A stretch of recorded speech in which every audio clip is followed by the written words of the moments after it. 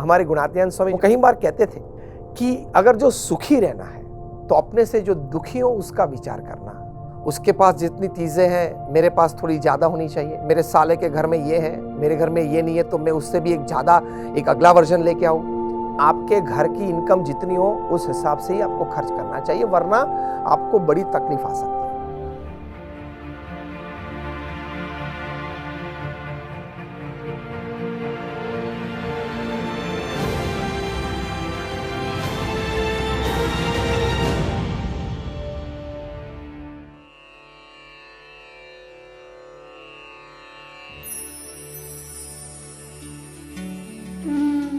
नमस्कार, जय स्वामीनारायण। फिर एक बार हम हाजिर हैं आपके लिए प्रेरणा का एक सेतु रचने के लिए।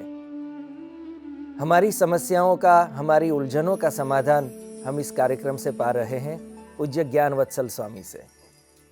आइए DAPS संस्था के वरिष्ठ विद्वान और प्रखर वक्ता संत पूज्य ज्ञान वत्सल स्वामी का अभिवादन करें। जय स्वामीनारायण स्वामी जी। स्वामी जी, एक व्यक्ति ने अपनी समस्या पेश की है। वे कहते हैं कि मेरी पड़ोसन ने नया वॉशिंग मशीन खरीदा है और इसे देखकर मेरी पत्नी बोल रही है कि हम भी नया वॉशिंग मशीन ले आए। मिडिल क्लास परिवार का होने के कारण इतना खर्च करना हमारे लिए मुश्किल है। फिर भी मेरी पत्नी बोलती है कि हम EMIs भरेंगे पर नया वॉशिंग मशीन लाएंगे जरूर। तो इस परिस्थिति का क्या हल है? वैसे वॉशिंग मशीन की ज़रूरत तो है ही। आज का ज़माना ये है कि सामान्य मध्यम वर्ग के परिवारों में वॉशिंग मशीन ज़्यादातर होता ही है, लेकिन समझ सकते हैं कि शायद कोई घर की परिस्थिति ऐसी हो कि वे वॉशिंग मशीन न खरीद सके, लेकिन पत्नी को ज़रूरत है। पत्नी ने पड़ोस में ये देखा है तो वो भी थोड़ी लालायत हो गई है कि हमें भी ये होना चाहिए, और पति पे प्रेशर कर रही है कि चलो EMI भरेंगे लेकिन वॉशिंग मशीन मुझे चाहिए।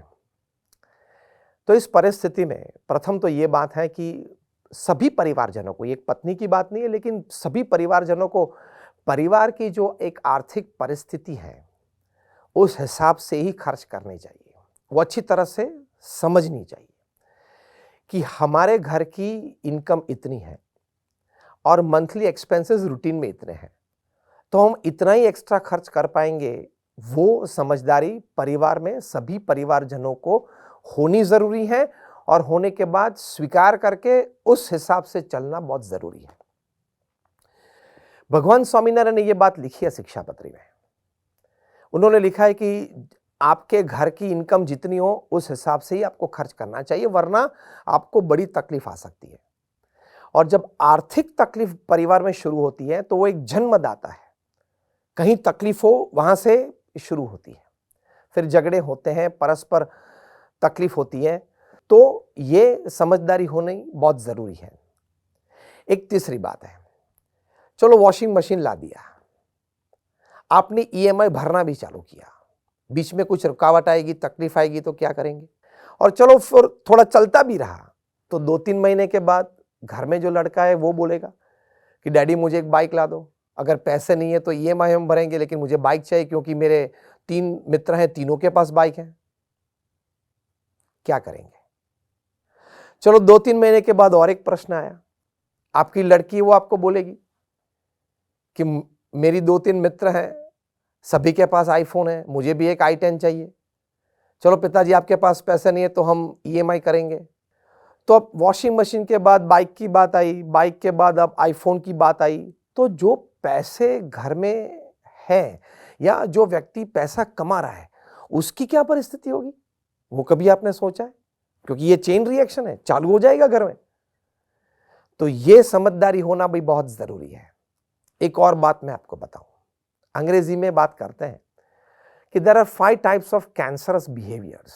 कैंसरस वर्तणुक 5 प्रकार की। एक बताते हैं क्रिटिसाइजिंग, सतत टीका करता रहना।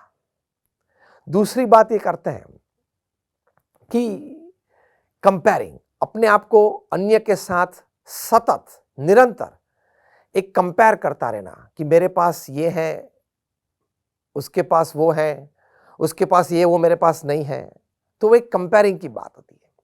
तो क्रिटिसाइजिंग की बात है, कंपेयरिंग की बात है, कंप्लेनिंग है, कॉन्स्टेंटली कंप्लेन करता ही रहना कि हमारे पास ये नहीं है, ये लाना चाहिए, ये मैंने आपको कहा था, ये ठीक नहीं है। ये भी एक स्वभाव है जो परिवार में अशांति पैदा करता है। एक चौथा स्वभाव ये है कि कंपीटिंग, मतलब आप हमेशा स्पर्धात्मक रहते हो।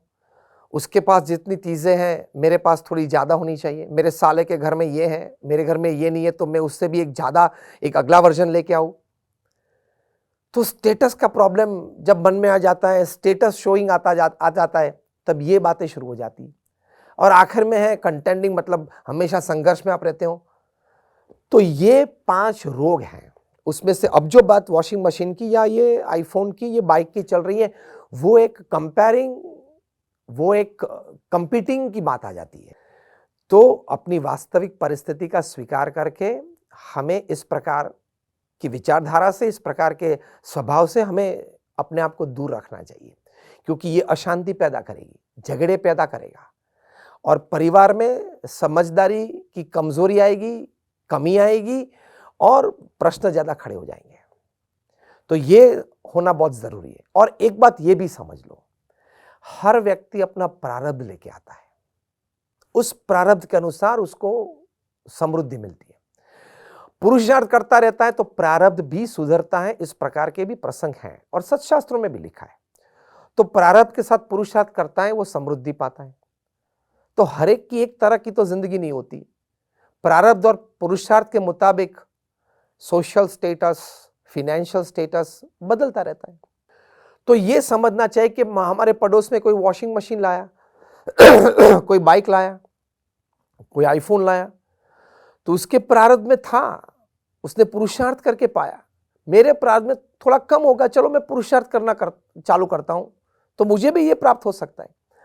तो पुरुषार्थ करना तो वॉशिंग मशीन या बाइक या आईफोन सभी आ सकते हैं, नहीं आ सकते ऐसी बात नहीं है। पुरुषार्थ से व्यक्ति आगे बढ़ सकता है, लेकिन एक बार जब नहीं है तब ये विचार रख के स्वीकार कर लेना कि अभी हमारे प्रारब्ध में इस वक्त, इस समय पे ये बात नहीं है। तो इससे झगड़े नहीं होंगे, दूरी नहीं बढ़ेगी।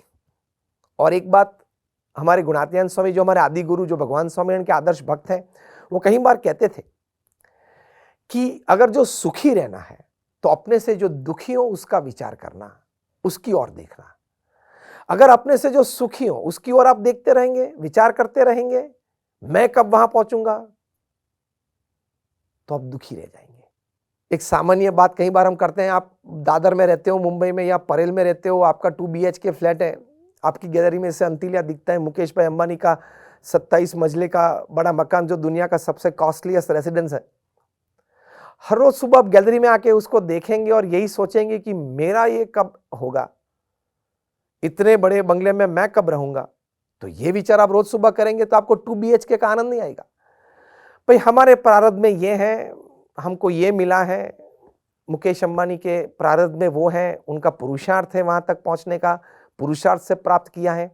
हम भी पुरुषार्थ करेंगे तो थोड़ा थोड़ा आगे बढ़ेंगे। लेकिन रोज गैलरी में आके अंतिलिया को देख के आप रोएंगे तो आपका जो है वो भी आप ठीक तरह से, ठीक ढंग से आप उसका आनंद नहीं ले पाएंगे। तो संतोष की भावना भी जीवन में प्रकट रखना कि जो मेरे पास है, I am happy with it, I will try for something better but I am happy with it, I am satisfied. तो ये अभिगम बहुत जरूरी है। तो प्रारब्ध का स्वीकार, लेकिन पुरुषार्थ सतत करते रहना। लेकिन जब तक पुरुषार्थ से वो पदार्थ प्राप्त ना हो, वो मांगी हुई चीज प्राप्त ना हो, तब तक संतोष रखना और स्वीकार करना ये बहुत जरूरी है। ये अभिगम सीखना बहुत जरूरी है। एकदम सही बताया स्वामी जी आपने। जब आवत संतोष धन, सब धन धूरी समान। हमको जब भी कोई खर्च करना है तो पहले ये सोचना चाहिए कि क्या उसकी ज़रूरत है और क्या वो हमारी आय के हिसाब से है। लेकिन स्पर्धा या ईर्ष्या के कारण हमको बेवजह खर्च से दूर रहना चाहिए। बहुत महत्वपूर्ण बात आपने हमको सिखाई है। इसी प्रकार हमारे दर्शक मित्र हमारे अगले कार्यक्रमों में संतों से प्रेरणा पाते रहेंगे, प्रमुख स्वामी महाराज का महत्वपूर्ण संदेश पाएंगे इस कार्यक्रम के जरिए। तब तक आप सबको जय स्वामीनारायण, नमस्कार।